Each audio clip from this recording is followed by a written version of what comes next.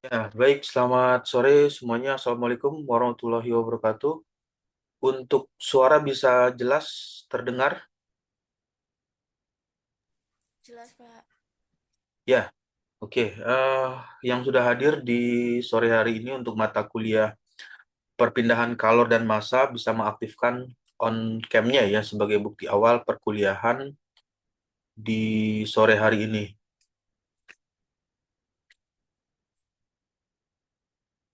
Ya, nah, di pertemuan hari ini kita mungkin masih bisa melakukan secara online ya karena eh, di minggu 3 minggu ke depan atau beberapa minggu kemudian kampus sedang dilakukan ujian UTBK, ujian tulis berbasis komputasi.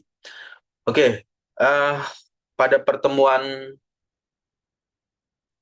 kali ini ada beberapa hal yang nantinya bisa menjadi bahan atau topik diskusi ya, ketika misalkan ada yang ingin ditanyakan atau ingin memberikan pertanyaan atau suatu hal yang ingin diketahui mengenai perpindahan kalor dan massa ini. Yang pertama, kita akan membahas mengenai masalah eh, sirip atau fin.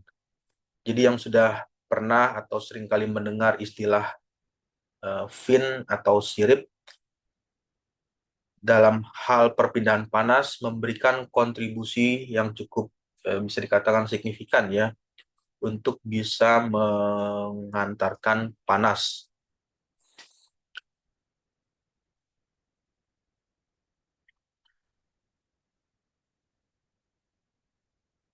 Kemudian di layarnya sudah bisa terlihat tampilan share screen-nya. Sudah, Pak. Ya, nah ini yang tadi diceritakan atau yang disampaikan mengenai fin ya. Fin itu atau yang biasa dikenal dengan nama sirip ya. Seperti apa sirip atau fin tersebut ya tampilannya seperti ini. Ini adalah fin atau sirip. Jadi yang inilah yang dinamakan sebagai eh, fin atau sirip. Jadi ada berapa banyak fin atau sirip yang dipasang. Jadi kalau bisa dipahami dari gambar, ini merupakan eh, fin atau sirip yang dipasang dengan bentuk rektangular. Rektangular itu ya bentuknya eh, segitiga, bukan segitiga, segi empat dengan jumlah yang cukup banyak ya dipasang pada bagian ini. Jadi ada bisa lebih dari dua, bahkan jumlahnya bisa sampai puluhan. Nah, fungsi utama dari fin ini berfungsi sebagai media untuk memperluas permukaan. Jadi bisa dibayangkan kalau misalkan ini digambarkan ya, ini gambarnya, ini kan sebelum dibuat fin atau sirip, ini kan berupa benda benda padat ya, benda padat. Jadi kalau ini digambarkan, divisualisasikan seperti ini. Nah, ini adalah awalnya berupa bisa dikatakan ya berupa balok ya atau medianya seperti ini. Kemudian ketika model ini atau eh, heatsink ya sebut saja namanya heatsink ini dibuat dengan banyak jumlah sirip. Nah, jadi jumlahnya 1, 2, 3, 4, 5, 6, 17,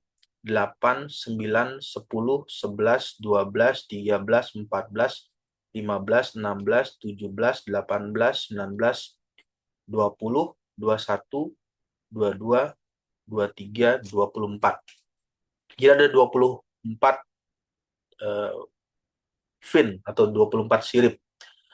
Dengan bertambahnya jumlah sirip atau fin tersebut menjadikan bagian luas permukaan ya yang awalnya berupa hanya satu bidang ya yang digambar warna merah ini, dengan memperbanyak jumlah fin ini maka luas permukaannya menjadi lebih banyak. Nah, tujuannya apa? Tujuannya dengan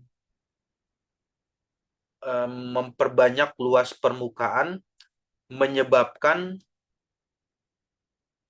fin atau bagian tersebut bisa mempermudah untuk mendistribusikan panas. Jadi panas ini kan masuk dari sumber panas ya, biasanya dari heat atau heat source yang ada di bagian bawah. Panas tersebut berpindah secara konduksi, kemudian dengan dipasangnya fin, maka luas permukaan menjadi lebih banyak, sehingga panas yang dikeluarkan ini akan lebih mudah, akan lebih banyak ya, akan lebih cepat terbuang atau terdistribusi ke lingkungan.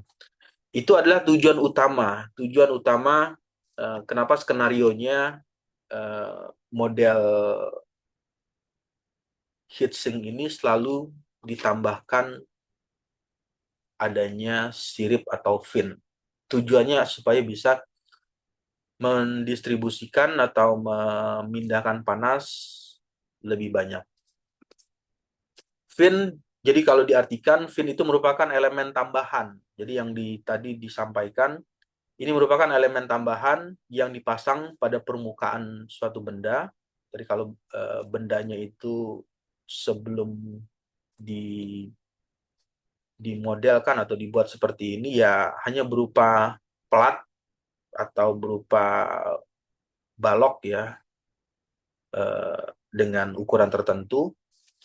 Setelah dipasang fin, maka bentuknya seperti ini. Tujuannya untuk bisa meningkatkan laju. Di sini ada keywordnya atau kata kunci yang paling mudah untuk diingat adalah untuk meningkatkan laju perpindahan panas. Jadi kalau yang sudah dipelajari kan ada laju itu perpindahan panas, itu adalah nilai Q-nya, nilai heat flux. Nilai heat flux yang ingin dikeluarkan, atau nilai heat flux atau laju perpindahan panas yang ingin dipindahkan, dalam hal ini ya berpindahnya itu ke lingkungan sekitarnya atau ambient ya atau environment di sekitar heatsink tersebut. Nah, itu adalah konsep dasar atau bagian awal mengapa fin itu dibuat. Ya, tujuannya adalah untuk meningkatkan laju perpindahan panas. Kemudian dalam hal ini konteksnya seringkali didapatkan pada heatsink ya, atau bagian tertentu ini seringkali ditemukan berfungsi untuk memperbesar luas permukaan yang bersentuhan dengan udara sehingga perpindahan yang terjadi secara konveksi menjadi lebih efektif. Kenapa dikatakan lebih efektif? Ya karena ketika ilustrasi panasnya ya, ini panas, sumber panas dari bawah, ini terjadi perpindahan panas secara konduksi. Jadi panas merambat secara konduktor dengan medianya, misalnya heatsink ini terbuat dari material yang terbuat dari aluminium atau dari tembaga atau dari baja. Lalu panas tersebut didistribusikan ke sirip atau ke fin tersebut, sehingga panasnya akan keluar melalui permukaan di samping ya, samping fin tersebut, di sisi kanan, kemudian di sisi kiri. Itu terjadi tidak hanya di satu fin saja, semuanya juga bisa mengalami proses pembuangan panas. Nah, jadi ada panas yang keluar dari bagian sini juga sama ya. Kalau diilustrasikan, jadi ada panas yang terbuang dari sisi kiri ke sisi kanan. Hal yang serupa juga sama terjadi di bagian ini, panasnya dikeluarkan. Nah, semakin banyak fin atau apa namanya sirip yang dipasang, maka panas yang bisa dipindahkan itu akan lebih cepat. Jadi laju perpindahan panasnya akan lebih mengalami peningkatan jika dibandingkan ya hanya misalnya menggunakan dua fin gitu atau dua sirip ya. Jadi hanya satu dua, sedangkan yang bagian lainnya ini masih menjadi satu kesatuan ya. Kalau dibayangkan ini hanya berupa bagian yang berupa satu kesatuan. Nah, itu jelas akan berbeda proses pendistribusian laju perpindahan panasnya. Nah, itu merupakan konsep dasar dari fin. Lalu bagian mana yang selanjutnya yang bisa kita pahami? Di prinsip dasar fin ini perpindahan panas itu terjadi menggunakan media. Medianya yang tadi ada konduksi ya di bagian bawah. Kemudian konveksi ada udara, jelas di lingkungan ya. Di lingkungan itu ada udara dan bisa juga terjadi perpindahan panas secara radiasi. Jadi ada radiasi yang dikeluarkan oleh media tersebut ke lingkungan. Nah, lalu yang bagian selanjutnya pada heatsink ini, bagian utama yang mengalirkan badan logam biasanya terbuat dari material yang dinamakan dengan materialnya itu aluminium ya. Jadi kalau seringkali menemukan bentuk model seperti ini ya seringkali material tersebut terbuat dari aluminium atau dari tembaga. Kenapa menggunakan material yang aluminium atau tembaga? Ya sederhananya menjawabnya karena memiliki konduktivitas thermal yang tinggi. Jadi tidak misalnya menggunakan material apa ya plastik, misalnya heatsink dibuat dari plastik atau dibuat dari karet ya, karena mempunyai konduktivitas thermal yang rendah, atau heatsinknya dibuat dari kayu bahkan ya itu tidak bisa memberikan efek yang paling bagus untuk laju perpindahan panasnya karena eh, tujuan utama material yang dipergunakan untuk membuat heatsink tersebut adalah material yang mempunyai nilai konduktivitas thermal yang tinggi. Namun jika hanya menggunakan permukaan datar, jadi yang tadi digambarkan, tanpa adanya fin, luas perpindahan panas dikatakan terbatas. Ya, jadi kalau terbatas ya, terbatas itu artinya kalau misalkan ini berupa gambar balok, nah awalnya kan seperti ini, sebelum dibuat sirip ya. Luasnya terbatas atau volume apa luas permukaan ya. Jadi di bagian ini, bagian misalkan ini digambarkan ini tampak depan, tampak samping kanan, samping kiri, samping belakang, atas dan bawah. Nah, luas nilainya, nilai luas yang ada di bagian sebelum dipasang fin, luas permukaan berbeda setelah dipasang adanya fin. Dengan pemasangan fin ini, sirip ya, fin atau sirip ini, luas permukaannya menjadikan luasnya mengalami penambahan. Dengan penambahan ya menyebabkan atau menimbulkan panas tersebut bisa mengalami laju perpindahan panas yang lebih cepat. Nah, ini tujuannya dengan menambahkan fin, luas permukaan efektif meningkat drastis tanpa perlu menambah volume.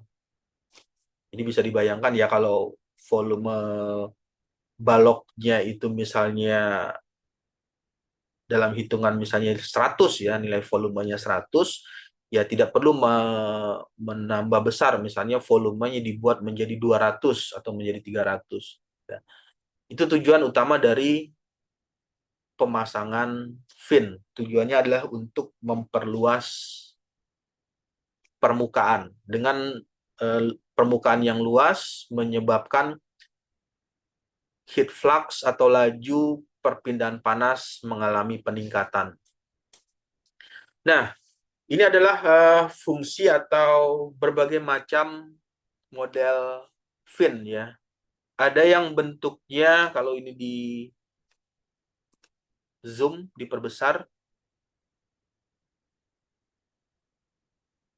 tampilan di layarnya terlihat jelas ya. Jelas, Pak. Ya. Nah, ini adalah bagian yang fin atau bentuk siripnya. Ini berbentuk silinder. Kemudian ada yang berbentuk rektangular ya, atau berbentuk persegi, persegi panjang.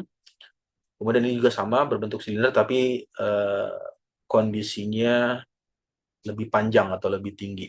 Nah, antara model 1, 2, dan 3 ini mempunyai karakteristik laju heat flux atau laju perpindahan panas yang berbeda. Jadi pada saat misalkan ingin pendinginannya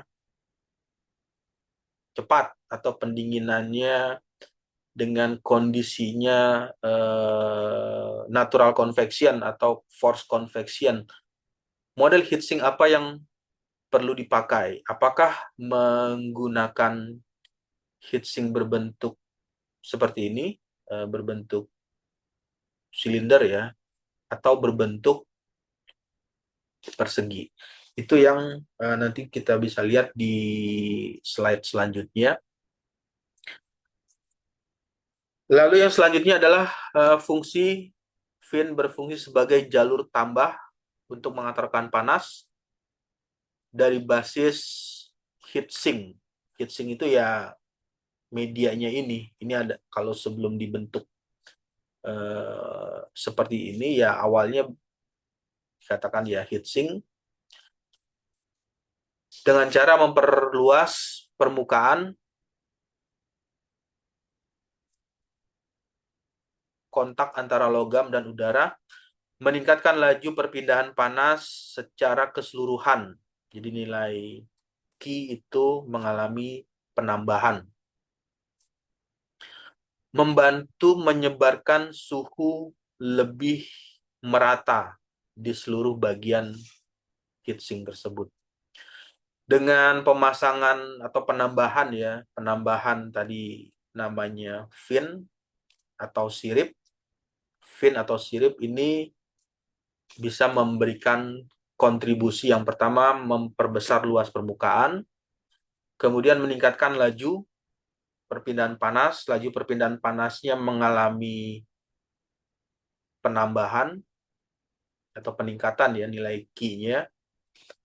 Lalu yang ketiga, membantu menyebarkan suhu lebih merata. Jadi pada saat ini dipasang atau dibuat dengan bentuk seperti ini, panas yang terdistribusi itu akan lebih merata dibandingkan dengan ya hanya berupa balok saja atau berupa kotak ya, itu panasnya tidak merata ya untuk didistribusikan ke atau berpindah ke lingkungan. Nah, lalu bagaimana fin tersebut dikatakan efisien atau sirip ya, sirip atau fin atau sirip ini dikatakan efisien. Ini merupakan fin ya yang diberi tanda ini. Ini adalah fin atau dikatakan sirip. Ini dikatakan efisien jika kalor atau panas yang hilang.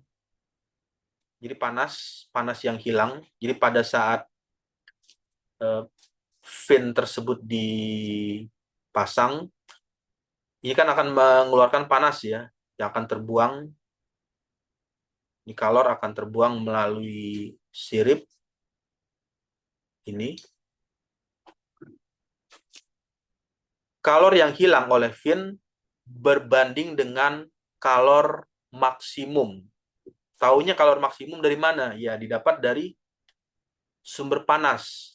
Ya, sumber panasnya apa? Ya, yang diilustrasikan dari gambar yang berwarna hijau. Jadi sumber panasnya misalnya berapa sumber panas yang ada di sini. Jadi kalau misalkan ini sumber panasnya itu misalnya ya 100 derajat Celcius, kemudian kalor yang dipindahkan atau kalor yang hilang ya, yang hilang dari heatsink ini nilainya misalnya 90 derajat Celcius. Nah, itu adalah perbandingannya. Jadi 90 berbanding 100. Jadi 9 berbanding 10. Semakin efektif artinya ya jika si fin ini atau sirip ini mampu memindahkan panas yang hampir mendekati sumber panas. Jadi kalau sumber panasnya misalnya digambarkan ya 100 derajat, ya kalau finnya hanya menghilangkan atau memindahkan panasnya 50 derajat Celcius, ya artinya eh, efektivitas dari fin tersebut atau sirip tersebut kurang efektif jika dibandingkan dengan eh, fin yang bisa memindahkan sumber panas 90 derajat.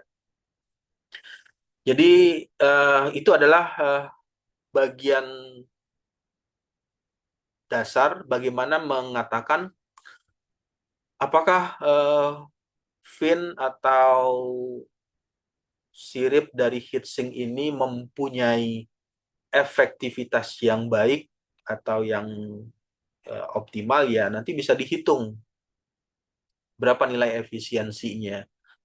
Pertama harus mengetahui terlebih dahulu berapa kalor maksimum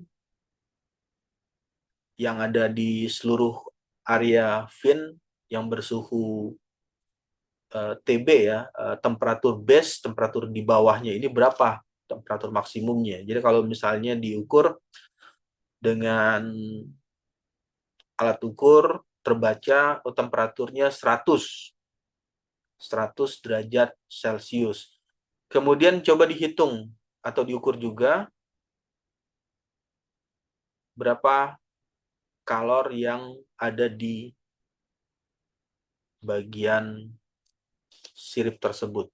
Jadi kalau nilai kalornya yang terbuang itu nilainya 90, ya artinya si fin ini atau sirip tersebut mempunyai efektivitas yang cukup baik.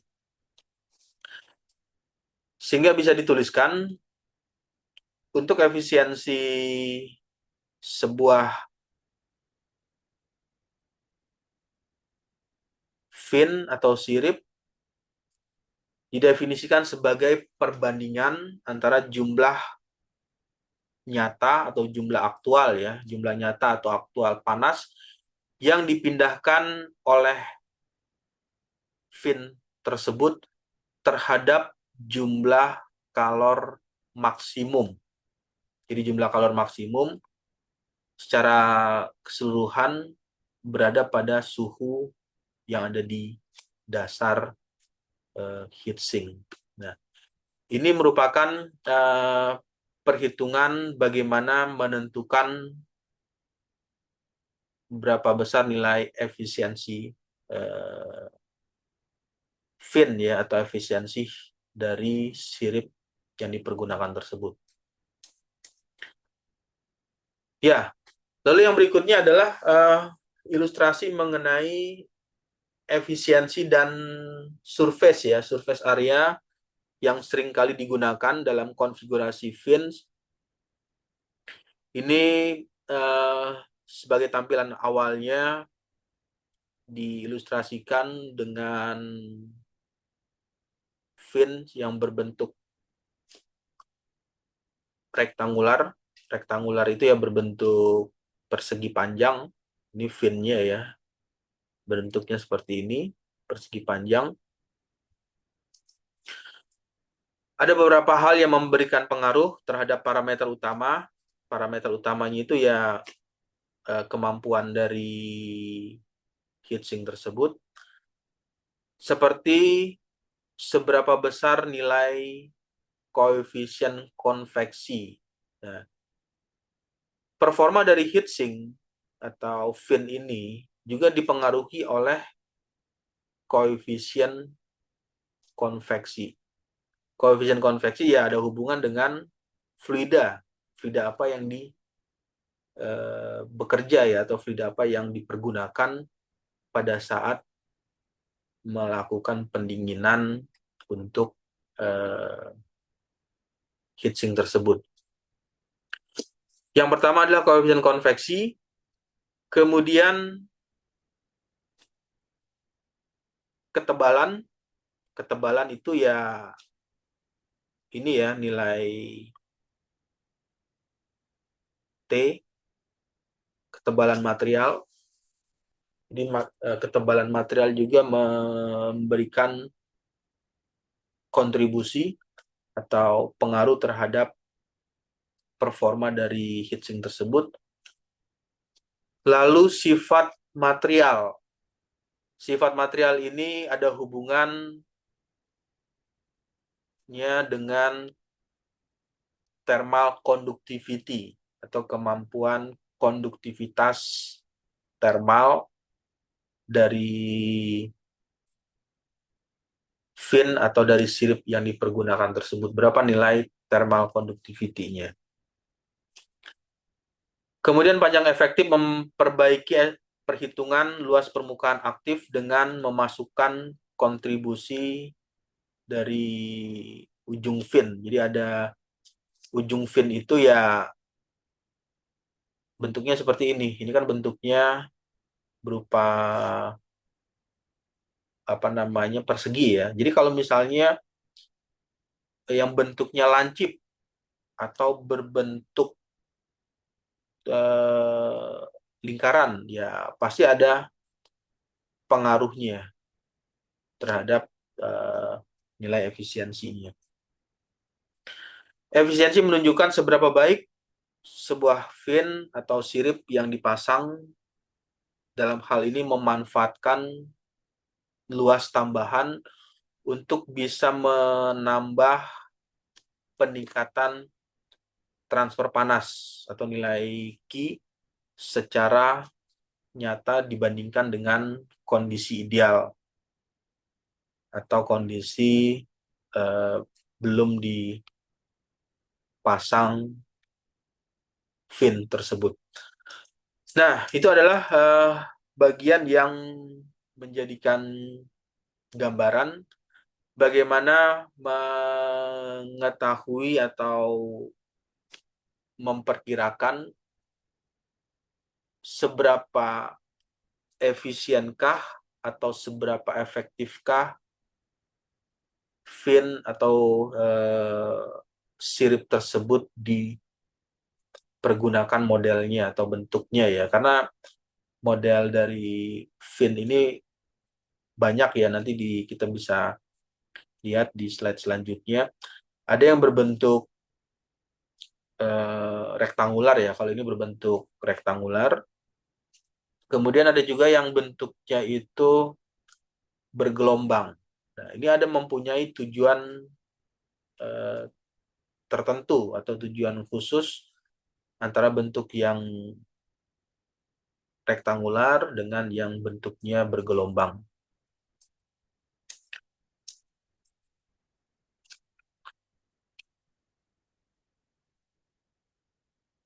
Nah, untuk perpindahan panas,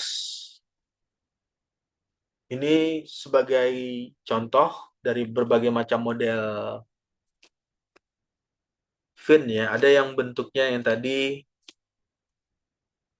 seperti ini, rektangular ya, ini rektangular. Kemudian dikombinasikan kombinasi bentuk, ada yang berbentuk seperti ini ya. Ini seperti apa? Lengkungan, tetapi di bagian lengkungannya itu ada celah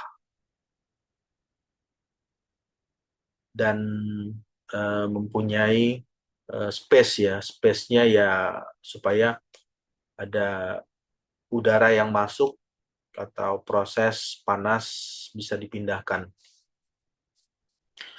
Lalu di bagian selanjutnya, fungsi dari fin ini ya banyak sekali digunakan. Ini seringkali ditemukan di radiator.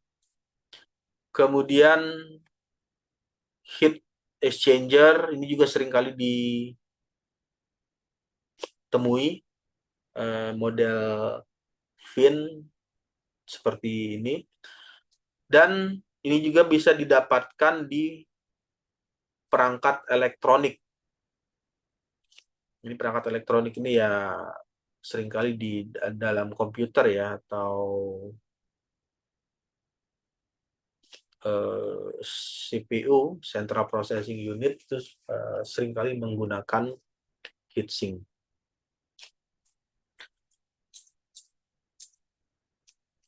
Pertanyaannya, mengapa menggunakan sirip? Nah, yang tadi sudah diceritakan, dalam banyak kasus, laju perpindahan panas dibatasi oleh permukaan yang kecil. Nah, sebagai contoh, misalkan ini adalah IC ya, atau integrated circuit atau prosesor lah. Ini terhubung ke mainboard atau motherboard atau papan elektronik. Lalu ketika perangkat elektronik tersebut difungsikan, dioperasikan, dihidupkan, maka mengeluarkan panas.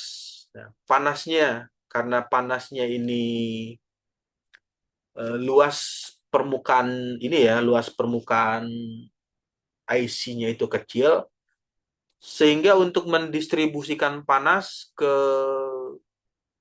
lingkungan atau mengeluarkan panasnya ke lingkungan itu mengalami kendala. Nah, karena dia mengalami kendala ya dampaknya apa ya? Dampaknya nanti di IC ini atau di sirkuit ini menyebabkan terjadinya penumpukan panas. Nah, dengan penumpukan panas ya berdampak terhadap materialnya mengalami kerusakan, misalnya ya bisa saja terjadinya konslet atau meleleh karena kepanasan dan lain sebagainya. Nah, inilah alternatifnya. Alternatifnya ya dengan memasangkan ini, bagian yang dinamakan sirip atau fin. Tujuannya untuk memperluas permukaan yang awalnya permukaannya kecil. Ini kan permukaannya kecil ya. Kalau di IC ini kan ya paling bentuknya seperti ini. Ini kalau divisualisasikan gambarnya ya ini. Nah, ini hanya sebesar itu. Permukaannya kecil, luas permukaan yang kecil. Lalu bagaimana supaya luas permukaan yang kecil ini menjadi lebar atau menjadi lebih luas? Ya, dengan menambahkan sirip tersebut. Dengan menambahkan sirip atau fins, luas permukaan efektif bertambah. Jadi permukaannya efektif mengalami penambahan sehingga memungkinkan banyak panas yang bisa dilepaskan atau bisa dikeluarkan atau bisa didistribusikan ya ke lingkungan. Itulah tujuan dipasangnya sirip atau fin tersebut. Sirip bekerja dengan cara memperluas area kontak antara benda padat dan fluida di sekitarnya. Jadi dengan memperbanyak atau membuat fin atau sirip dengan bentuknya beragam ya. Ada yang modelnya seperti ini, kemudian ada yang seperti ini, seperti ini, seperti ini. Ini juga nanti memberikan kontribusi terhadap eh, pengaruh laju perpindahan panas. Nanti kalau misalnya ada yang mengambil skripsi atau tugas akhir ya bisa saja melakukan analisis atau kajian model heatsink.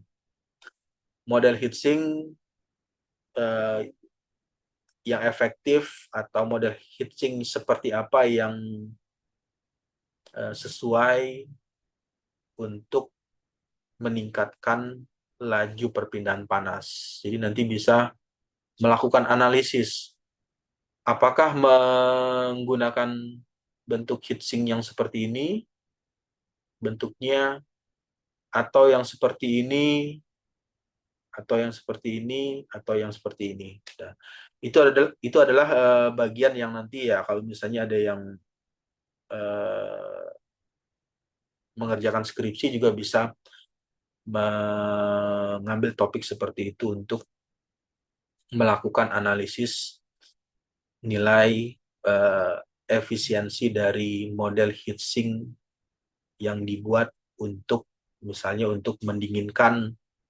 mesin atau untuk mendinginkan perangkat elektronik tertentu. Nah, lalu yang berikutnya adalah ada beberapa faktor yang menjadi pertimbangan, faktor penentu dalam hal pemilihan bentuk bentuk fin ya atau bentuk sirip. Yang pertama adalah luas permukaan efektif. Semakin besar luas permukaan, semakin banyak panas yang dilepaskan. Artinya dari pernyataan ini semakin banyak jumlah fin yang dipasang. Misalnya memasang jumlah fin 5 dengan memasang jumlah fin 10 ya atau 15 ya pasti dikatakan lebih efektif jumlah fin 15 karena luas permukaannya menjadi bertambah. Artinya semakin besar luas permukaan, semakin banyak panas yang bisa dilepaskan. Kemudian aliran udara, bentuk sirip harus memungkinkan, harus bisa memperkirakan bagaimana aliran udara ini bisa apa namanya eh, mengalir ya atau bisa berpindah secara lancar. Jadi aliran udara tersebut juga harus apa diperhitungkan. Nah, tidak juga misalnya membuat fin ya atau sirip, ini sirip satu, fin yang pertama jaraknya terlalu dekat ya, hanya dalam hitungan sekitar 0,1 milimeter atau 0,1 mili. Itu celahnya kan terlalu sempit ya.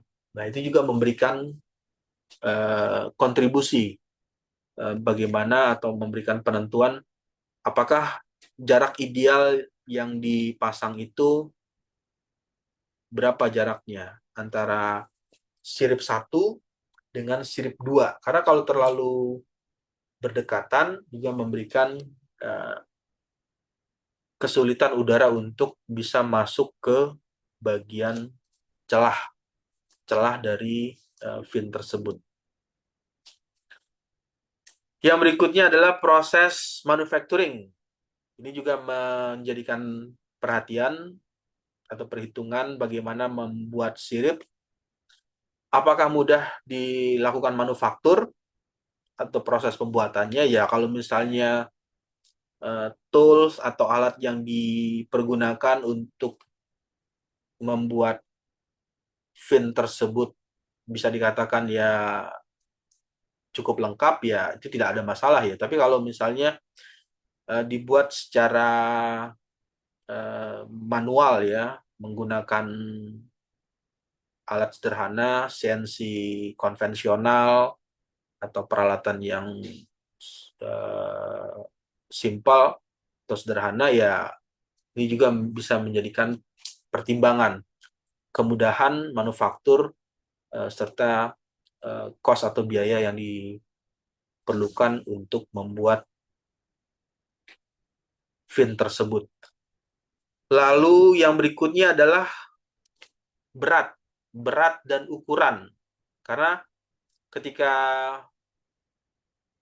sirip atau heatsink yang sudah satu paket itu dibuat, ini juga harus diperkirakan apakah mempunyai bobot yang cukup tinggi nilai beratnya, kemudian ukuran ini ada hubungan dengan untuk penempatan ya. Jadi kalau heatsinknya cukup besar, misalnya ya dengan ukuran misalnya sampai 80 cm atau sampai 1 meter panjangnya. Sedangkan media yang ingin didinginkan atau sumber panas yang dikeluarkan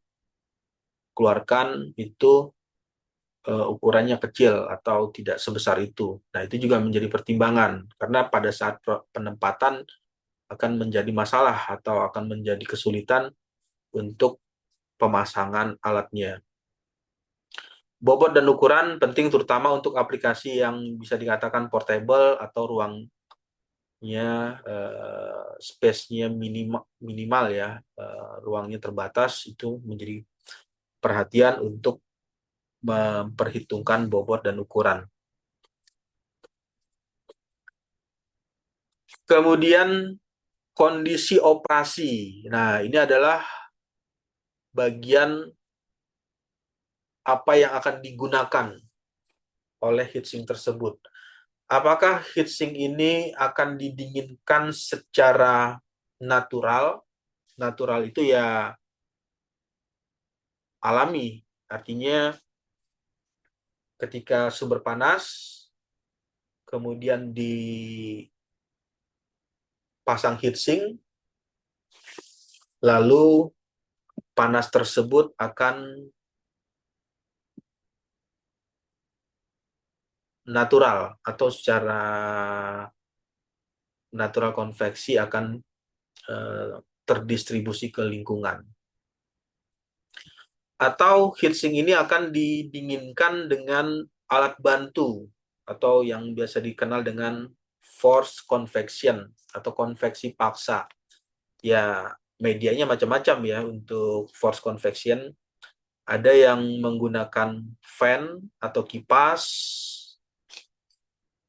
di atas heatsink, itu dipasang kipas, ditiup ya, ditiup secara langsung mengarah ke heatsink yang secara cross section atau eh, atau apa secara impact itu juga eh, impact itu artinya secara vertikal ya, meniupnya secara vertikal, kipas diletakkan di atas, di bawahnya ada heatsink, atau posisi kipasnya berada di samping, samping kiri atau di samping kanan. Ini juga yang eh, perlu menjadi perhatian dalam hal bagaimana menentukan atau memilih bentuk sirip yang sesuai. Nanti kita bisa lihat di slide berikutnya ya untuk kondisi natural convection dan forced convection. Nah, ini adalah bentuk sirip atau fin untuk heatsink. Yang pertama bentuknya dinamakan dengan nama rektangular. Ini kalau mendapatkan atau melihat fin seperti ini namanya rectangular fin, rectangular fin ya.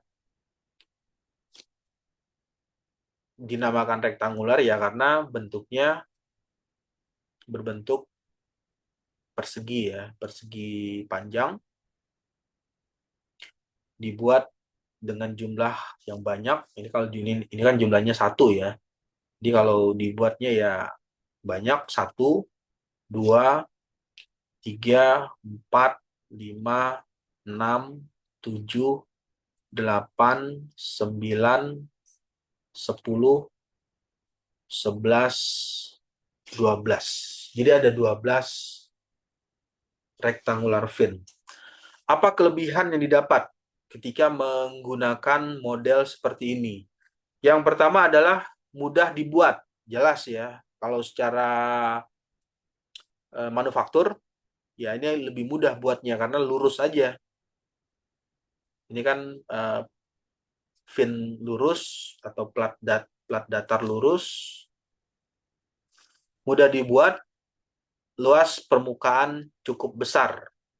Jadi luas permukaan, ini kalau misalnya ini kan ada 12 ya, berarti kalau dihitung ya ada 12 kali penambahan. Diperkirakan ada 12 kali penambahan luas permukaan dengan jumlah fin tersebut. Kurangnya apa? Kurangnya adalah aliran udara bisa terhambat jika jarak antar sirip terlalu rapat. Nah, ini yang tadi menjadi topik pembahasan ya, kalau jaraknya terlalu rapat space-nya antara sirip 1 dengan sirip 2 atau fin 12 dengan fin 11 ya, atau fin 11 dengan fin 10 itu terlalu rapat ya, pasti udara yang akan masuk ke bagian sini atau yang udara panas yang akan dikeluarkan ke lingkungan juga mengalami kondisi yang terhambat. Nah, itu adalah sisi minusnya atau sisi kurang dari model fin yang dibuat secara rektangular. Kemudian bagaimana dengan fin yang bentuknya seperti ini? Ini bentuknya beda ya. Kalau tadi rektangular, ini bentuknya silinder. Berupa seperti tabung ya, atau silinder solid ya. Di dalamnya ini padat umumnya, bukan kosong ya, bukan kopong ya atau berongga, tapi ini di dalamnya juga berbentuk padat. Ini dinamakan, kalau tadi rektangular, ini dinamakan pin, namanya pin ya, PIN, pin fin. Bentuknya pin fin berbentuk silinder. Kelebihannya adalah luas permukaan tinggi dengan volumenya kecil, aliran multidireksional. Multidireksional itu artinya bisa mengalir ke segala arah. Jadi panas bisa, udara bisa masuk ya dari arah sini. Kemudian dari arah sini juga bisa. Dari sini juga bisa masuk. Kemudian dari sini juga bisa masuk. Lalu dari atas juga bisa. Sisi kiri, sisi kanan, depan, belakang, dan dari atas. Beda halnya dengan yang ini ya. Kalau yang ini kan terhalang. Nah, ini terhalang. Ini terhalang, ini terhalang. Jadi udara hanya bisa masuk dari sini, dari kiri, kanan, dan atas. Depan, belakang itu terhalang oleh fins yang, permukaan fin yang lainnya. Lain halnya dengan yang bentuknya pin. Itu adalah bagian sisi positifnya atau kelebihan dari model fin yang seperti ini. Lalu apa yang didapat dari model yang seperti ini? Untuk fins-nya, pin fin ya, kekurangannya itu memproduksi lebih kompleks, produksinya atau membuatnya itu lebih kompleks itu ya dalam hal manufaktur ya. Manufakturnya ya ini sudah uh, agak rumit, bisa dikatakan ya lebih kompleks. Kompleks itu ya lebih rumit atau lebih susah tingkat kesulitannya jika dibandingkan dengan yang tadi, yang modelnya hanya berupa plat datar ya. Itu kan mudah ya. Kalau misalnya proses mata pahat atau melakukan pembubutan ya hanya membuat garis vertikal aja atau garis lurus. Beda halnya dengan yang ini. Nah, kan ini kan susah, agak lebih rumit ya. Lalu tekanan drop udara lebih tinggi atau penurunan atau drop itu ya penurunan tekanan udara lebih tinggi jika dibandingkan dengan model eh, yang tadi ya, model yang rektangular.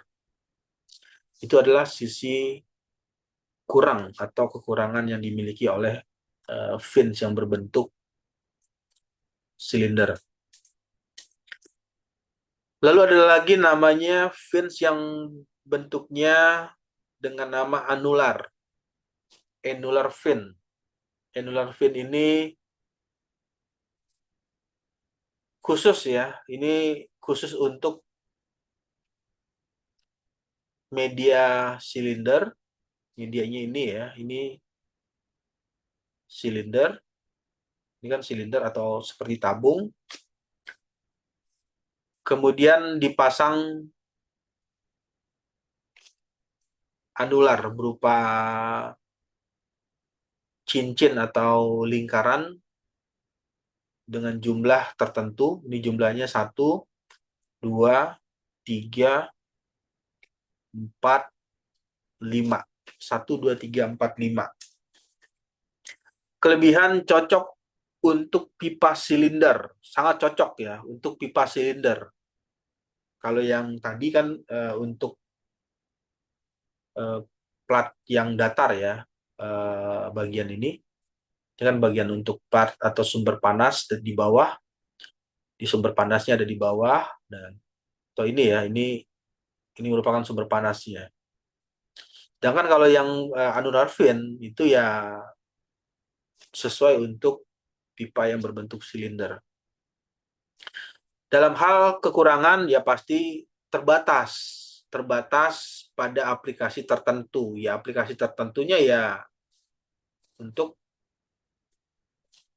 khusus untuk pipa silinder itu adalah sisi keterbatasan atau kekurangan yang dimiliki model annular fin.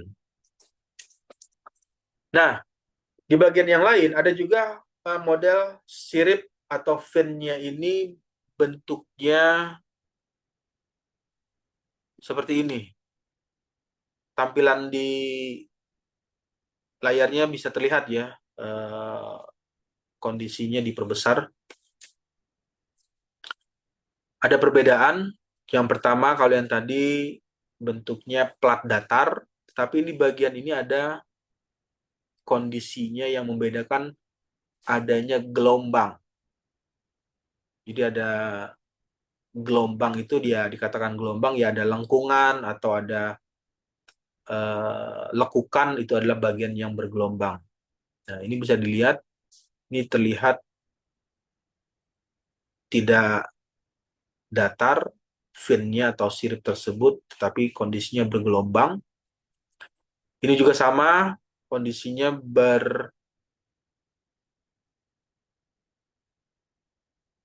bergelombang ya. Ini juga sama bergelombang.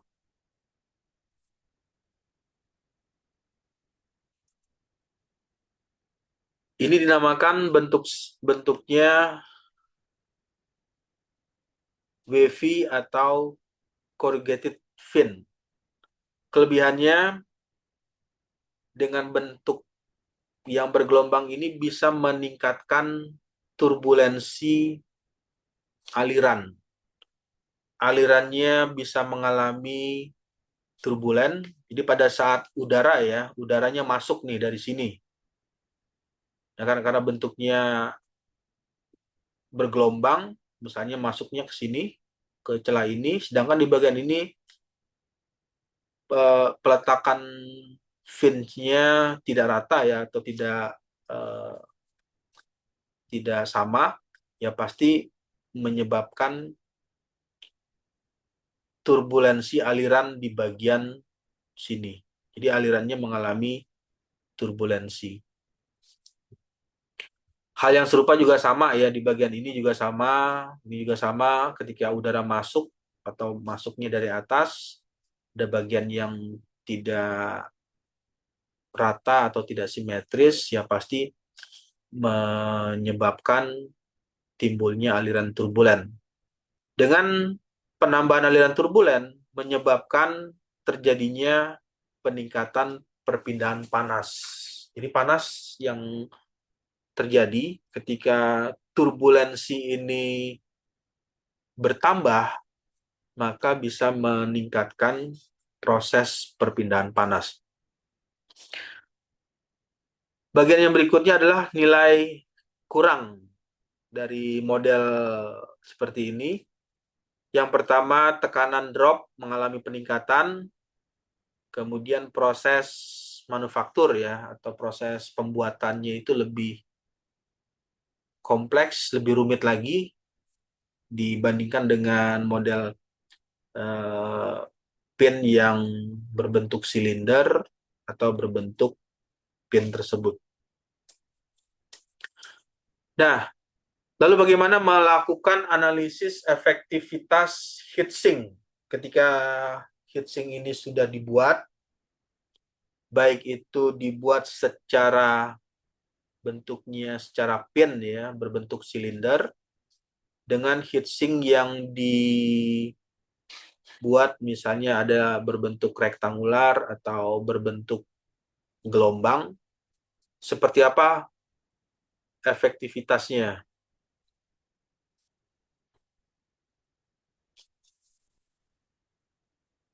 Yang pertama adalah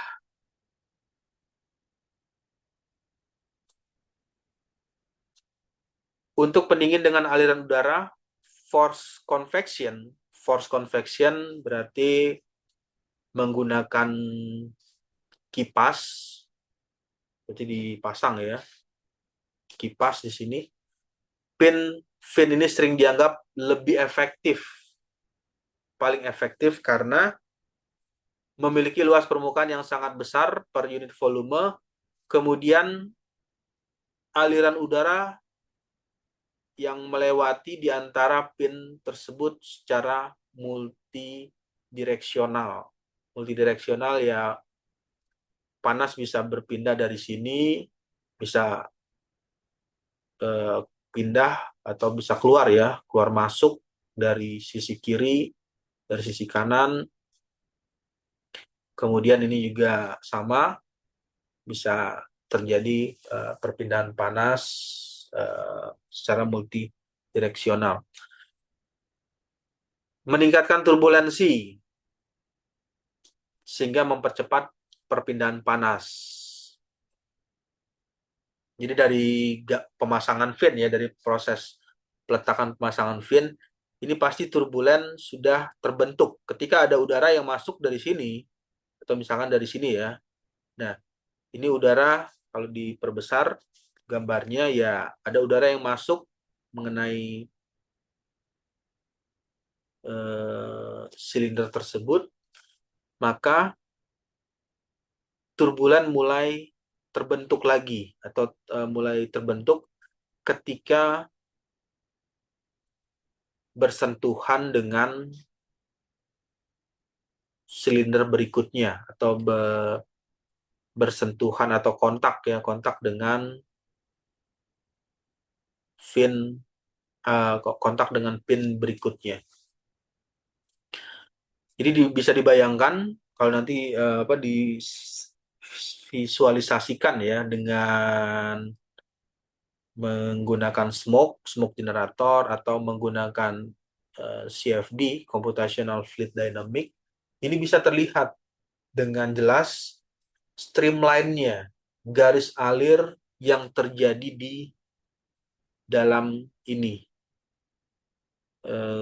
Alirannya atau garis alir yang terjadi di bagian ini akan terlihat dengan jelas aliran fluidanya membentuk aliran turbulen. Nah, dengan menghasilkan aliran turbulen itu kan sesuai dengan namanya acak ya, acak random atau bercampur, menyebabkan panas yang dikeluarkan oleh sirip 1, sirip 2, sirip 3, sirip 4, dan seterusnya itu mengalami pencampuran lebih teratur, lebih maksimal ya.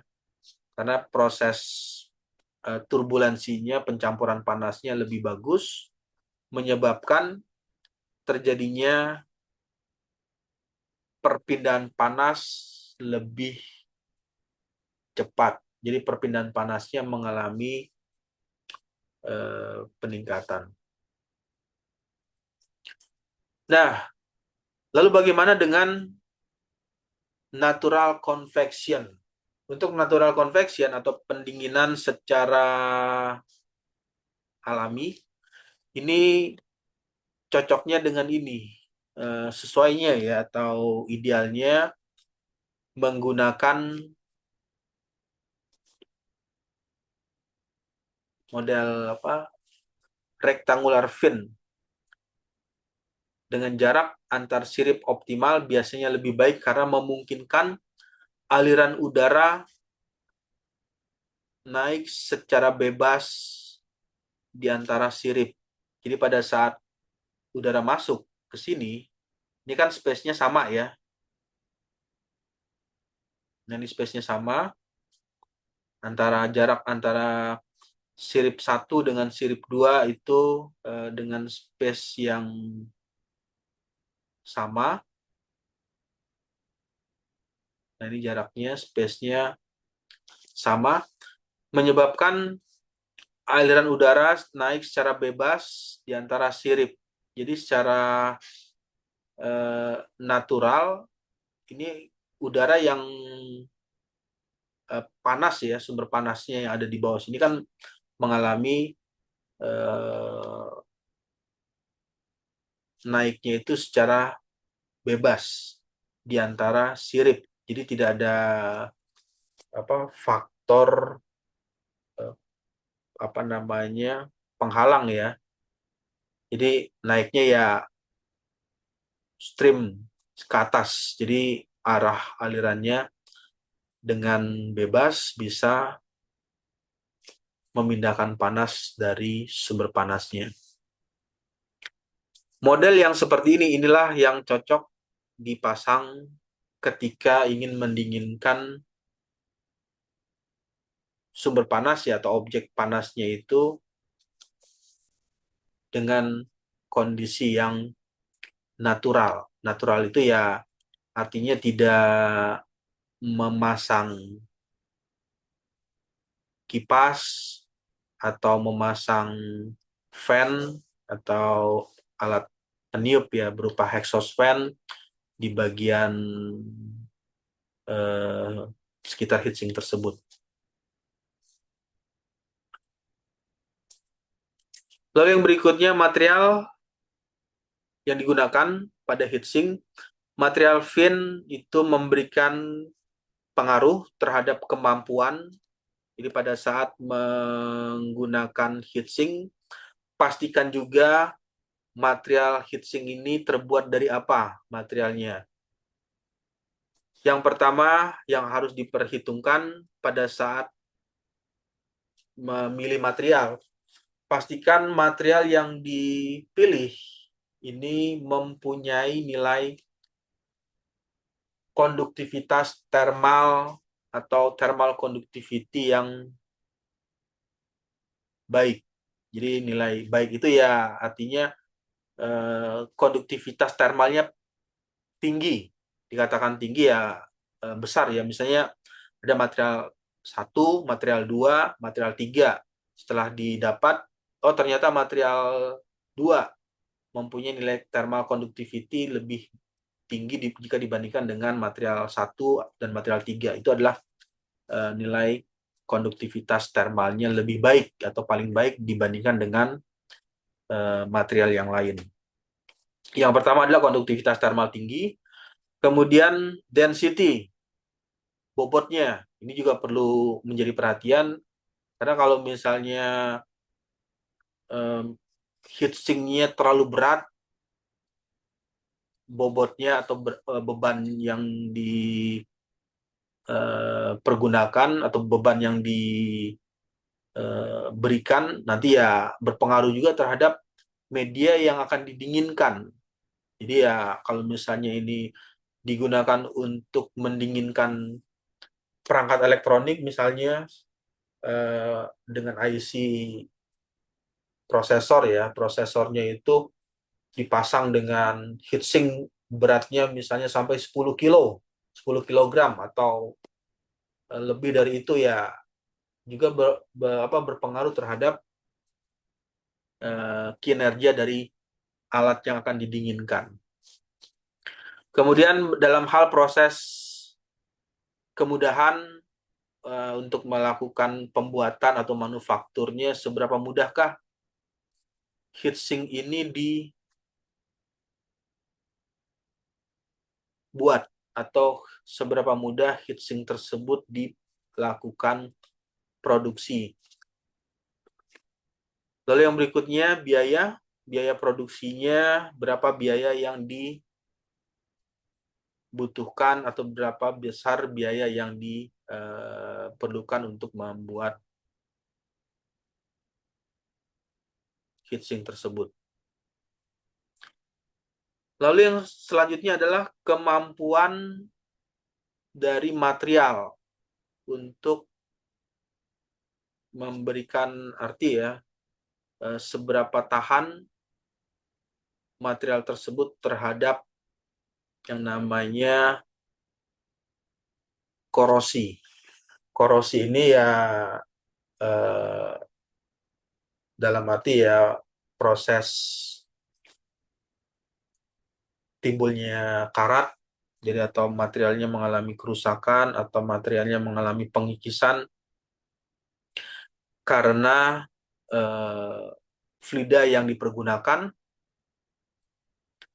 apakah fluidanya memberikan pengaruh terhadap ketahanan material, ini juga menjadi perhatian penting pada saat memilih material untuk pembuatan fin tersebut. Yang pertama adalah kemampuan thermal conductivity, berat dari material tersebut, kemudian proses manufakturnya, apakah manufakturnya bisa dilakukan dengan peralatan yang ada ya, atau dengan kondisi yang dimiliki. Itu juga menjadikan perhatian dalam hal membuat material fin tersebut. Selanjutnya, biaya produksi, ketahanan korosi, dan sifat mekanik dari material tersebut. Ya, baik, sampai sini ada pertanyaan atau ada yang mau didiskusikan?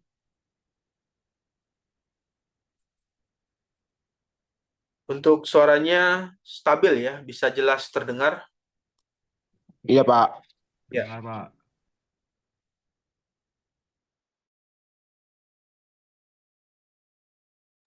Ya, kalau tidak ada, saya akan masuk lagi ke materi berikutnya. Nah, ini adalah material secara umum yang sering kali dipakai pada saat pembuatan heatsink.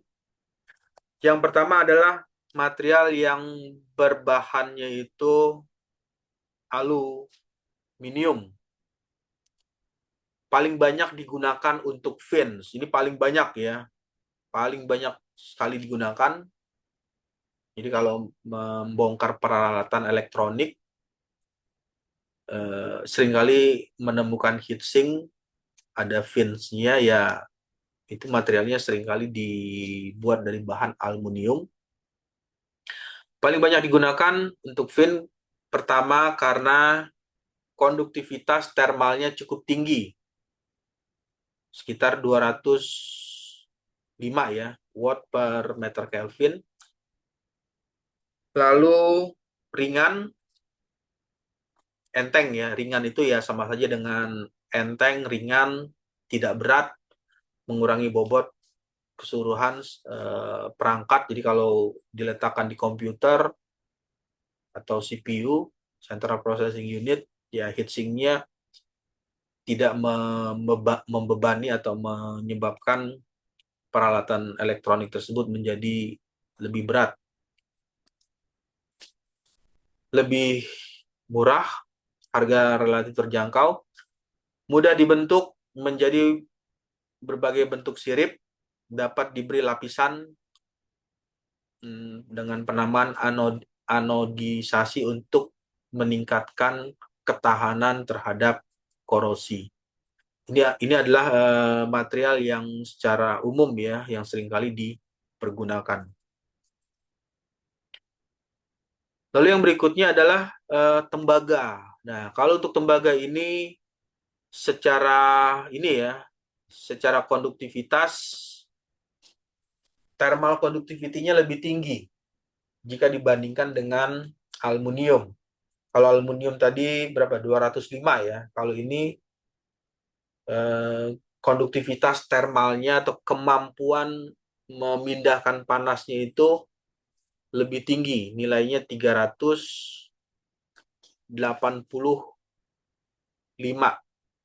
Sehingga secara teori paling efisien mengantarkan panas.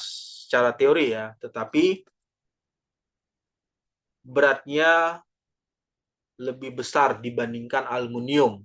Jadi kalau dihitung atau diukur ya, ditimbang ya, masanya itu nanti ya coba aja dibuktikan, beli material yang terbuat dari tembaga, satu lagi material yang terbuat dari aluminium, nanti coba ditimbang. Pasti yang lebih beratnya itu adalah material yang terbuat dari tembaga. Nah, beratnya jauh lebih besar dibandingkan aluminium, jadi kurang cocok untuk aplikasi yang portable. Aplikasi yang portable itu ya, sebagai contoh ya, contohnya komputer ya, PC atau laptop. Laptop portable juga kan ada yang menggunakan heatsink di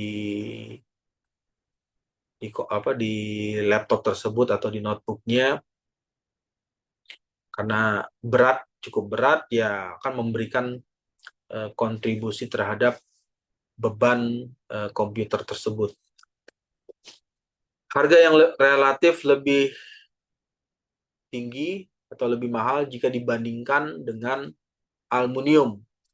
Lalu yang selanjutnya sulit diproses. Ya bisa jadi ini sulit diproses ini karena density atau kerapatannya lebih besar, menyebabkan pembentukannya lebih sulit. Artinya ya membutuhkan kemampuan mata pahat atau kemampuan proses manufakturnya lebih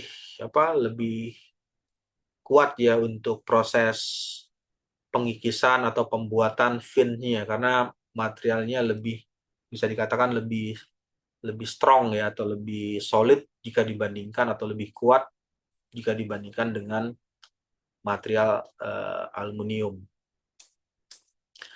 Lalu yang selanjutnya ada material steel. Ini juga sering digunakan, tetapi kurangnya adalah nilai konduktivitasnya rendah. Jadi konduktivitas, kalau materialnya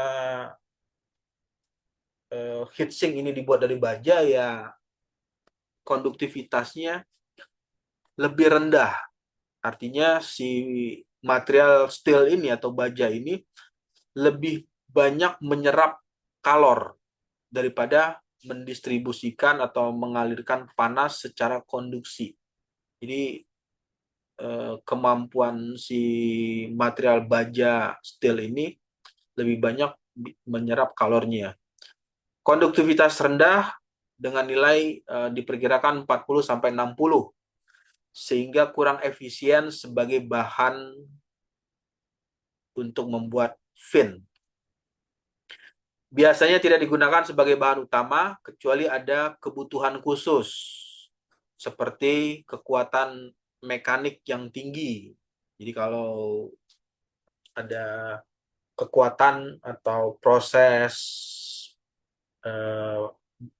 pendistribusian panasnya ini cukup ekstrim atau kondisi suhu ekstrim, ya ini bisa saja menggunakan material yang terbuat dari baja. Nah ini poin pentingnya. Jadi pada saat melakukan rancangan atau desain, yang perlu diperhatikan apakah suhunya cukup ekstrim yang ingin dipindahkan panasnya. Suhu ekstrim itu artinya ya temperaturnya tinggi ya, bisa sekitar 300 derajat Celcius sampai lebih ya suhunya, menyebabkan materialnya dengan kondisi yang harus kuat untuk bisa mengalirkan panas. Kemudian yang selanjutnya adalah pengaruh aliran fluida terhadap perpindahan panas. Bagaimana pengaruh aliran fluida terhadap perpindahan panas di fin? Perpindahan panas dari fin ke lingkungan sangat dipengaruhi oleh aliran fluida. Biasanya udara atau cairan pendingin yang melewati permukaan fin tersebut. Ada yang terjadi secara natural konveksi, ya ini aliran fluidanya natural aja. Lingkungan sekitar masuk ke heatsink, kemudian heatsink mengeluarkan panas ke lingkungan, terjadi secara natural akibat perbedaan densitas gradien suhu ya, perbedaan suhu antara suhu lingkungan dengan suhu yang ada di heatsink tersebut. Lalu yang berikutnya, konveksi paksa, force convection. Untuk force convection ini aliran fluida dipaksa menggunakan kipas. Kalau menggunakan kipas berarti fluida kerjanya adalah udara. Tapi kalau menggunakan pompa berarti fluida kerjanya adalah air. Atau alat mekanik lainnya. Ini ada dua, jadi hanya ada dua ya. Perpindahan panas dari fin ke lingkungan ini dipengaruhi dengan cara natural convection atau dengan cara force convection. Lalu bagaimana perbandingan komparasi proses pendinginan yang terjadi secara konveksi alami dengan yang paksa ya, konveksi alami dan paksa di sekitar fin. Untuk konveksi alami pertama adalah terjadi tanpa bantuan, tidak ada bantuan eksternal, baik itu bantuan berupa kipas, berupa pompa atau alat mekanik lain. Gerakan fluida disebabkan gaya buoyancy, tahu ya gaya buoyancy itu gaya apung. Di gaya buoyancy ini gaya apung akibat perbedaan suhu dan densitas, perbedaan suhu dan kerapatan antara udara yang temperaturnya lebih tinggi dengan udara dengan temperaturnya yang lebih rendah. Lalu yang selanjutnya adalah kecepatan aliran udara relatif rendah dan tidak teratur. Relatif rendah dan tidak teratur ya sesuai ya, karena konveksi alami itu kan natural ya. Kalau misalnya di sekitarnya lagi sekeliling ya, sekitarnya itu ada angin yang bertiup lebih tinggi ya, pasti udaranya yang masuk juga akan lebih tinggi kecepatan. Tapi kalau misalnya dengan kondisi yang tidak ada angin ya, kecepatannya mengalami penurunan. Ini yang dinamakan fluktuatif. Jadi kecepatannya tergantung. Jadi relatif rendah dibandingkan dengan konveksi paksa. Kalau konveksi paksa kan menggunakan kipas ya. Kalau kipas kan bisa dikatakan putaran kipasnya sudah konstan, misalnya berputar pada 400 rpm dengan kecepatan angin diperkirakan 10 meter per second, kurang lebih 10 meter per second ya. Pasti udara yang mengalir juga akan lebih tinggi. Koefisien perpindahan panas dengan simbol H notasi biasanya lebih kecil dibandingkan dengan konveksi paksa. Contohnya pendinginan pasif. Pendingin pasif heatsink pada perangkat elektronik tanpa kipas. Jadi ada perangkat elektronik. Jadi kalau membuka piranti elektronik atau perangkat elektronik itu seringkali ya hanya ada heatsink aja, tidak dipasang kipas atau alat bantu yang lain, ya berarti media pendinginannya terjadi secara konveksi. Lalu yang berikutnya adalah kebalikan. Kalau tadi konveksi alami, ini konveksinya dipaksa. Dipaksanya dengan apa? Ya dipaksa dengan alat bantu. Ya alat bantunya bermacam ya, macam-macam jenisnya. Ada yang kipas atau pompa, itu adalah alat bantunya. Menggunakan alat bantu seperti kipas, mempercepat aliran udara untuk melewati fin, kecepatan aliran lebih tinggi dan terkontrol sehingga meningkatkan nilai koefisien perpindahan panas. Jadi koefisien perpindahan panasnya mengalami peningkatan. Nah ini juga sama ya. Kalau yang tadi di bagian ini koefisien perpindahan panas H-nya lebih kecil. Kalau yang di bagian yang konveksi paksa, koefisien perpindahan panasnya mengalami peningkatan. Contoh mudahnya, paling mudah ditemukan ya pada pendinginan komputer dengan heatsink yang dipasang ada kipas atau ada fan di bagian komputer tersebut. Nah, Lalu bagaimana melakukan analisis? Ini nanti juga bisa menjadi ide ya, atau sebagai rumusan masalah atau problem statement kalau nanti ada mengambil tugas akhir atau skripsi, ada berhubungan dengan fin, nanti bisa menggunakan analisis memakai bilangan non-dimensi. Bilangan non-dimensi untuk perpindahan panas pada fins. Yang pertama, karena fin ini atau heatsink terjadi perpindahan panas secara konveksi, berarti melibatkan udara ya, atau melibatkan fluida, berarti berhubungan dengan aliran. Nah, jika berhubungan dengan aliran, ya ini sudah didefinisikan apakah alirannya masuk dalam kategori Reynolds number yang laminar atau aliran yang turbulen. Untuk pendefinisian rasio gaya inersia terhadap gaya viskos. Jadi gaya inersia terhadap gaya viskos dalam fluida, sehingga bisa ditulis RE sama dengan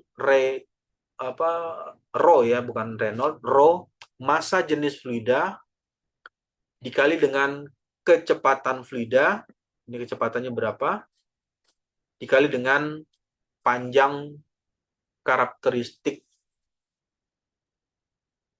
dari fin tersebut. Jadi kalau fins-nya tadi ada bentuknya itu apa tadi, bentuk silinder ya, berarti diameter, berapa diameter dari fin tersebut, dibagi dengan nilai viskositas dinamis, kekentalan secara dinamis dari fluida. Jadi ketika fluidanya udara, ya berapa nilai viskositasnya. Nah, didapatlah apakah alirannya masuk dalam kategori aliran laminar atau aliran turbulen. Tapi kalau misalnya alirannya itu secara teori ya, secara teori hitungannya alirannya itu 3000, berarti si aliran fluida tersebut masuk dalam kategori transisi. RE-nya misalnya nilainya 3000. Lalu yang berikutnya bilangan Prandtl number. Ini juga sering kali digunakan untuk melakukan analisis. Nanti coba cari ya di jurnal. Bilangan non-dimensional Prandtl number ini seringkali ditampilkan ketika melakukan analisis untuk model heatsink ya, atau model tertentu. Rasio difusivitas, jadi non-dimensional number untuk RE, ini merupakan rasio difusi momentum terhadap difusivitas termal dalam suatu fluida. Jadi kalau dituliskan persamaannya seperti ini. Ini adalah nilai CP. CP itu kapasitas kalor spesifik pada tekanan konstan. Jadi seberapa besar nilai kemampuan dari heatsink tersebut untuk menyerap kalor. Jadi kapasitas kalor spesifiknya berapa pada tekanan konstan ya. Tekanan konstan itu ya biasanya diasumsikan ya tekanan atmosfer ya.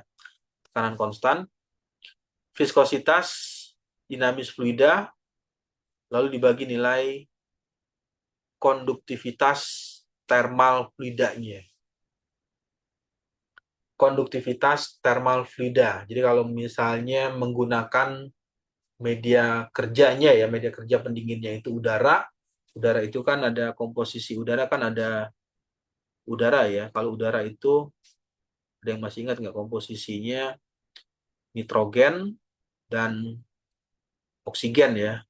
Kemudian dan gas lain. Nah, itu adalah konduktivitas termalnya. Berapa konduktivitas termal untuk nitrogen, berapa konduktivitas termal untuk oksigen, dan berapa konduktivitas termal gas yang lain. Nanti bisa didapat nilai KF-nya.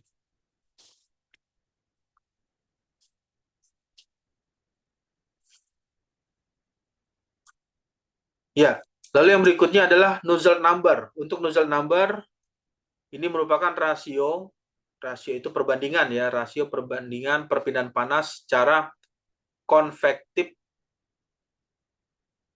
secara konduktif pada kondisi diametral tertentu, pada kondisi tertentu ya.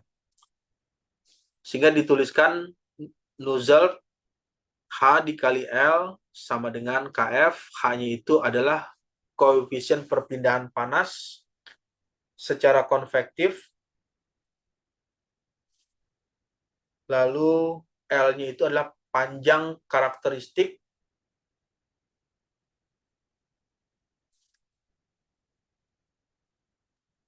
Dan KF itu adalah konduktivitas thermal fluidanya. Nah, ini juga bisa menjadikan analisis untuk mengetahui seberapa besar nilai nozzle number ya, nozzle number dari heatsink yang dipergunakan. Apakah nilai nozzle number misalnya ya, untuk heatsink yang berbentuk rektangular dengan heatsink yang berbentuk pin dengan heatsink yang berbentuk gelombang, oh ternyata nozzle number yang didapat dimiliki oleh bentuk gelombang yang lebih tinggi.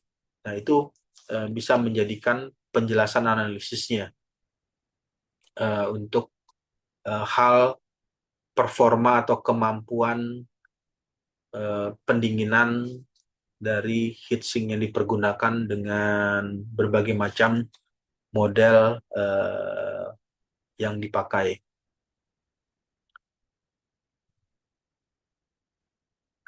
Ya, oke, baik. Sampai sini ada diskusi atau ada yang mau ditanyakan dengan materi yang tadi yang sudah disampaikan mengenai model heatsink ya. Ada model heatsink yang berbentuk rektangular, kemudian ada heatsink yang berbentuk pin, ada juga heatsink yang berbentuk gelombang.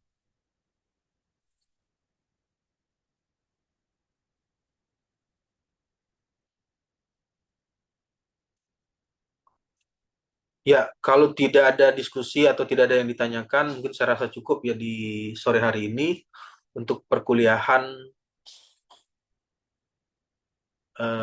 perbedaan kalor dan massa. Di akhir perkuliahan saya akan melakukan input absensi kehadiran ya. Untuk yang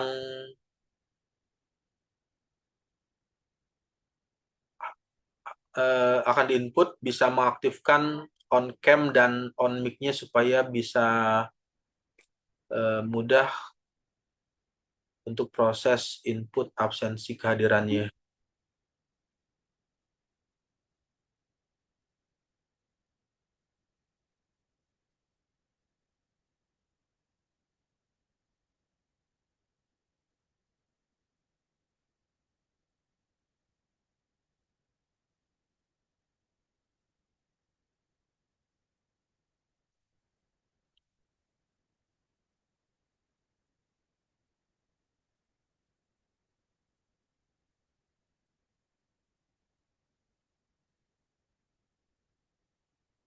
Ya, yang pertama ini di kelas A dulu ya.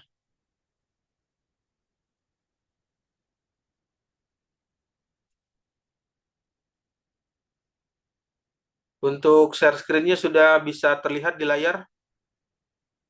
Sudah, Pak. Bisa, Pak. Yang pertama adalah untuk kelas A, perpindahan kalor dan massa,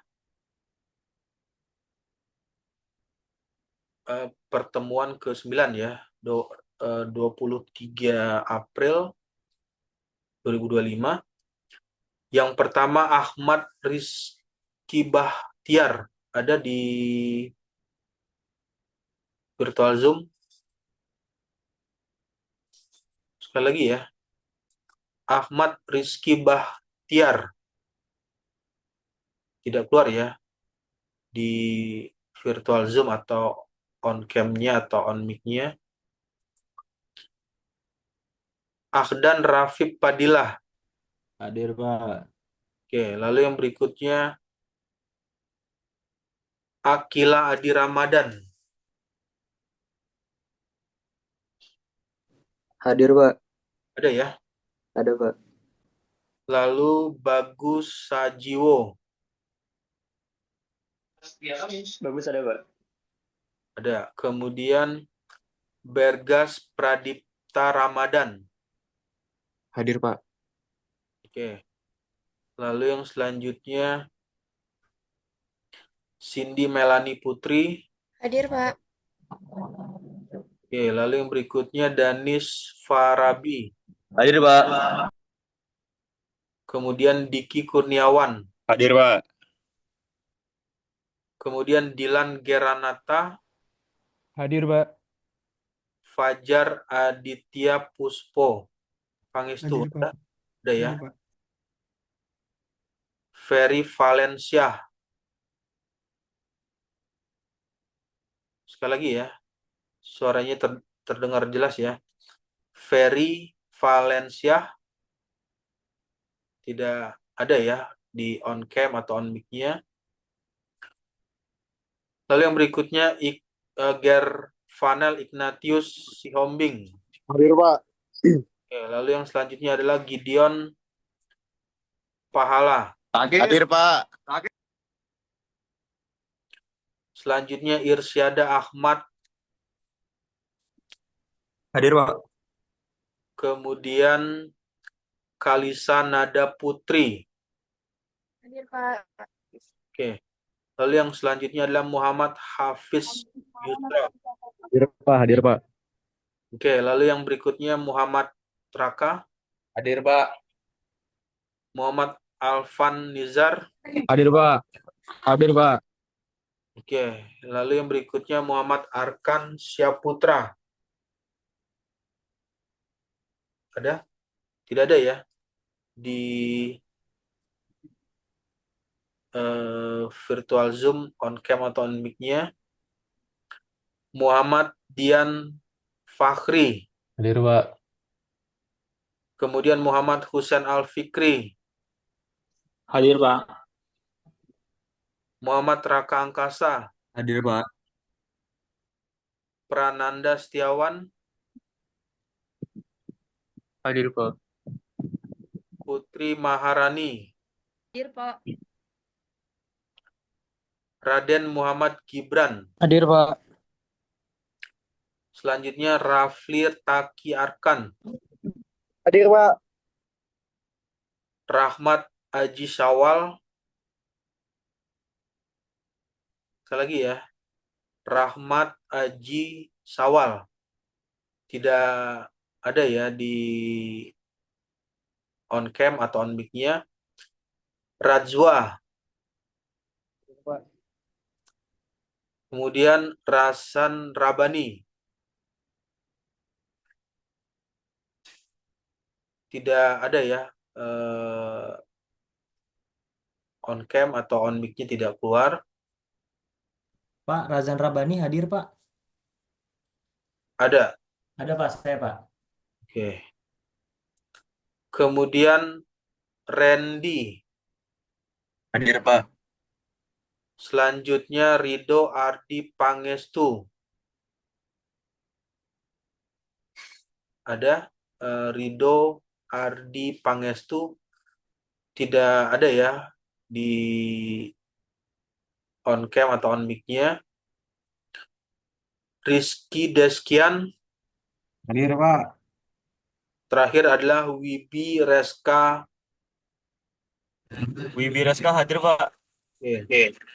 Nah, itu adalah absensi kehadiran. Kenapa? Saya belum, Pak. Tadi lagi di motor, Pak. Nggak kedengeran. Siapa?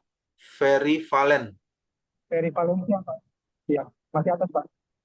Tadi kemana ya? Nggak ada suaranya ya? Yang ini ya? Iya, lagi di jalan tadi, Pak. Iya, Pak. Ferry Valencia ya? Oke. Terima kasih banyak ya, Pak. Ya, itu adalah absensi kehadiran untuk kelas A ya, perpindahan kalor dan massa di pertemuan ke berapa ini? Pertemuan ke-9 ya. Karena pertemuan ke-8 itu untuk UTS, pertemuan ke-9 setelah UTS.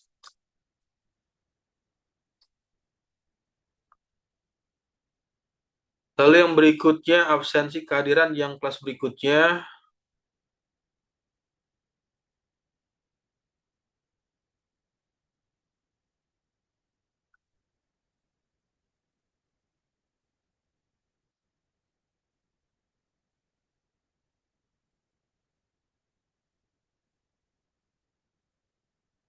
Pertemuan ke-9, perbedaan kalor dan massa untuk kelas B. Yang pertama di daftar absen Arya Nusantara. Hadir, Pak. Oke, lalu yang berikutnya, ini angkatan berapa? 21 ya. Barada Adi Prayogo. Hadir, Pak. Hadir. Ada ya. Emmanuel Christopher dan Danuja. Ada ya. Hadir, Pak. Betul, Pak.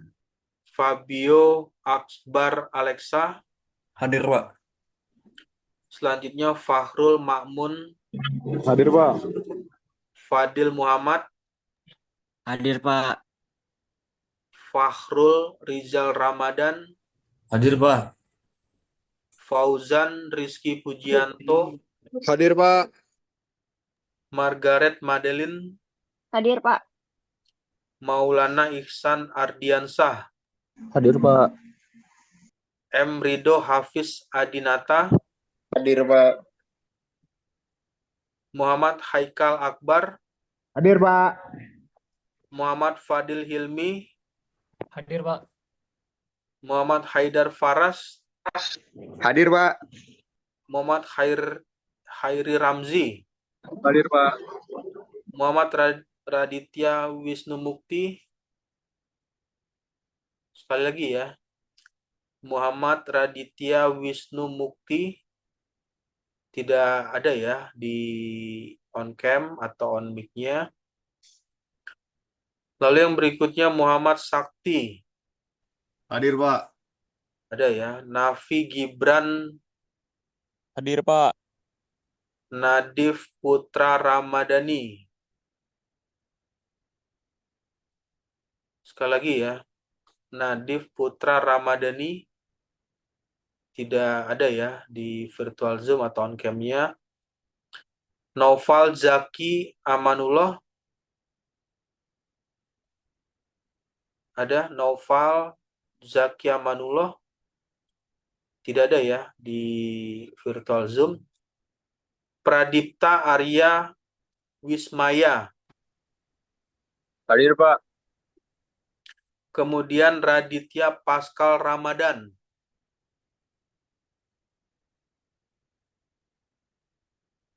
Tidak ada ya, sekali lagi Raditya Pascal Ramadan tidak ada di on cam atau on mic-nya. Reynard Ananda Nugroho. Hadir, Pak. Lalu yang berikutnya Robert Sebastian. Ada Robert Sebastian tidak ada ya di on cam atau on mic-nya. Selanjutnya Samuel Christian Dwi Cahyo. Yang terakhir ya. Samuel Christian Dwi Cahyo. Tidak ada ya? Oke. Itu adalah absensi kehadiran untuk kelas B di pertemuan ke-9. Ya, oke baik. Ada diskusi atau ada yang mau ditanyakan dari materi perkuliahan yang tadi? Kalau tidak ada diskusi atau ada yang ditanyakan, sudah ada yang ditanyakan untuk materi yang tadi mengenai heatsink yang fungsinya atau fin yang dibuat untuk memperluas luas permukaan dengan tujuan meningkatkan laju perpindahan panas, itu adalah tujuan utamanya, sehingga dengan pembentukan atau pemasangan fin bisa mempercepat laju proses perpindahan panas. Ya, kalau tidak ada diskusi atau tidak ada yang ditanyakan, mungkin saya rasa cukup di sore hari ini untuk mata kuliah perpindahan kalor dan massa. Saya ucapkan selamat sore. Wassalamualaikum warahmatullahi wabarakatuh. Sampai jumpa lagi di perkuliahan di minggu depan untuk mata kuliah perpindahan kalor dan massa. Terima kasih, Pak.